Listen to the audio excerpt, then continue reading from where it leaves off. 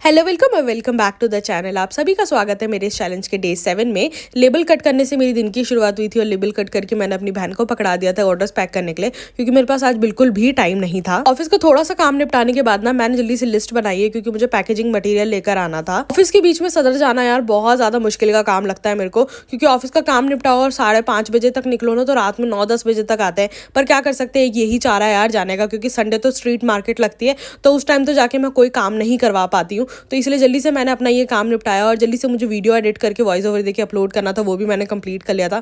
यहाँ मेरी बहन ऑर्डर्स पैक कर रही थी, जल्दी से उसने हैंड ओवर किया। काम हो चुकी थी ऑलरेडी और मुझे मार्केट के लिए भी निकलना था। जल्दी से ऑफिस का काम कंप्लीट करके ऑफिस के लैपटॉप को बंद करके साइड में रखा मैंने। अपना लैपटॉप खोल के जल्दी से मार्केट जाने से पहले मुझे कुछ काम करने थे।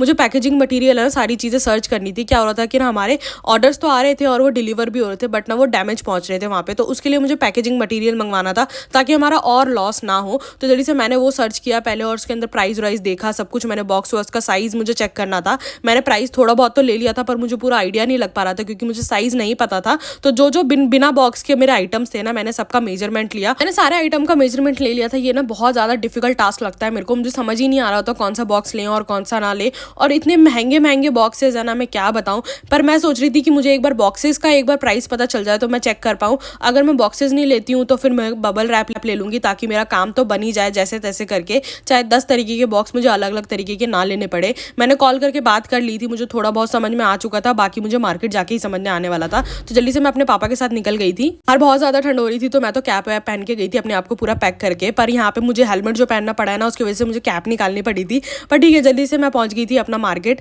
और उसके बाद सबसे पहले शॉप पे मैं गई थी पैकेजिंग वाले पे। मुझे कुछ समझ में नहीं आया, तो मुझे लग रहा था कि मुझे बबल रैप ही ले लेना चाहिए, जिससे सारे आइटम आ भी जाएंगे और 10 तरीके के अलग अलग मुझे बॉक्सेस लेने भी नहीं पड़ेंगे। देखते ही कितना काम कर पाता है। अभी तो मैंने बबल रैप ही लिया है सिर्फ। उसके बाद मैं अपने दूसरे शॉप पे पहुंच गई थी, जहां से मुझे अपने प्रोडक्ट लेने थे, जो मैंने पहले से ऑर्डर कर रखे थे, आउट ऑफ स्टॉक जो हो रखे थे मेरे। इन्होंने पैक तो पहले से ही कर रखा था, पर अलग अलग बॉक्सेस में किया था, जो मैं बाइक पे बिल्कुल भी नहीं ले जा पाती। तो मैंने उनको बोला कि दोनों बॉक्सेस के जो सामान है ना, वो इस बैग में पैक कर दो, ताकि मैं सही से इजीली बांध तो पाऊँ ना। और मैं सही बताऊँ, मैं आज खाना भूल गई थी और मुझे बहुत तेज भूख लग रही थी। तो मैंने जल्दी से अपना पहले यहाँ पे नान कटाई खाई, मुझे टेस्टी लगती है तो मैंने खा ली थी, और कुछ मुझे समझ में नहीं आ रहा था। जब मैं पहुंची तो मेरे को समझ में आया कि इतना सारा जो सामान है वो मैं कैसे लेके जाऊंगी। पर मेरे पापा है ना जुगाड़ू, उन्होंने क्या किया, वो बांध दिया था और ये मैंने साइड में रख लिया था। वैसे तो हल्का ही था, इसलिए ज्यादा मुश्किल हुई नहीं इसको साइड में रखने के लिए। बस मैं 10 बजे तक घर पे पहुंची थी, सारा काम निपटा के। थक भी बहुत गई थी, पर काम भी बहुत ज्यादा था। पहुंचते ही सबसे पहले मैंने मुंह हाथ धो के खाना खाया, मुझे बहुत तेज भूख लग रही थी। उसके बाद मैं अपना काम करने बैठ गई थी। मुझे ऑर्डर्स और स्टॉक के सारे डिटेल्स अपने ट्रैकर में चढ़ाने थे। उसके बाद मुझे एडिटिंग भी करनी थी कल के लिए, क्योंकि कल भी बहुत सारा काम था।